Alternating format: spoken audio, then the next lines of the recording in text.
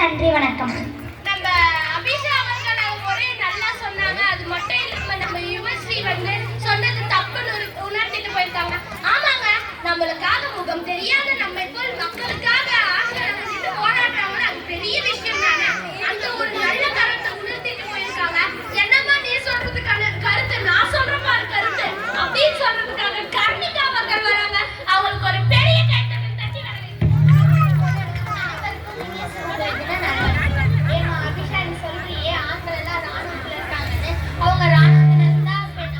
குடும்பத்தை பெண்கள் தானே பாக்குறாங்க. சரி, அதை கூட விடுமா. இப்ப கரண்ட் நியூஸ்ல உங்களுக்கு தெரியாதா? ஆண்கள் ஒரு வேலை செஞ்சா பெண்கள் 9 வேலை செய்யறாங்க. அவங்க ஒரு வேலை செஞ்சதுக்கே பெண்கள் நீங்க சும்மாதான் இருக்கீங்க, நீங்க தான் செய்யணும்னு சொல்றாங்க. சரி, அதை கூட விடுங்க. காலையிலே பெண்கள் அடிச்சுக்கோ புடிச்சுக்கோனாலும் ஒருத்தரும் வேலை செஞ்சு தரதுல சேலரி வந்தா மட்டும் வாங்கி கரெக்டா பேக்கெட் பண்ணி வச்சுக்கிறாங்க. இந்த சேலரி அவங்களுக்கு கஷ்டப்பட்டியாமா அப்படின்னு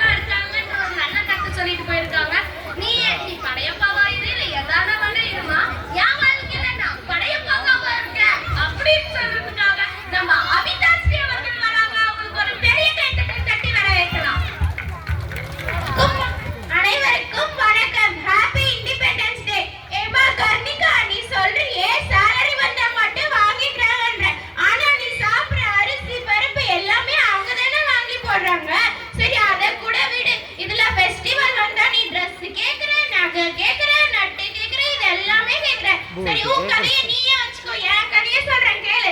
நான் எங்க வீட்ல நான் ஒரு டீச்சரா தான் வேலை பார்க்குறேன். எங்க வீட்ல எனக்கு டைம் ஆச்சுன்னா தோசை சுட்டு தராங்க, லஞ்ச் பாக்ஸ்க்கு லஞ்ச் போட்டு தராங்க, எல்லா வேலையும் எனக்கு செஞ்சு தராங்க. பெண்ணடிமை ஆணுன்ற பேச்சுக்கு எங்க இடம் இல்ல.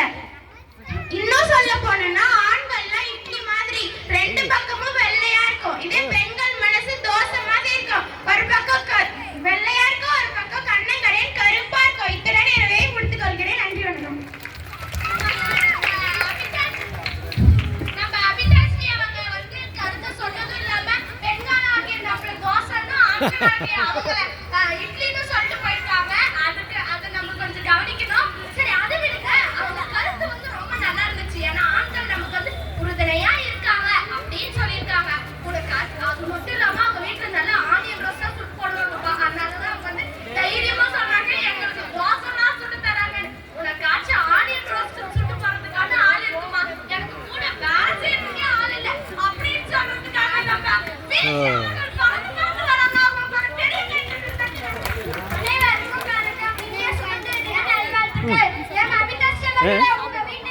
சாப்பிட்டு எங்க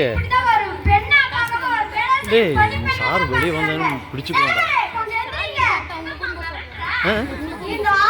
எந்த சார்? கரை சார் அடியா? ஏய் சார் வரக்கூடாதா? சார் முடியாம போகக்கூடாது. கரை சார் கேட்டு வேற யாராவது சார் வரக்கூடாது.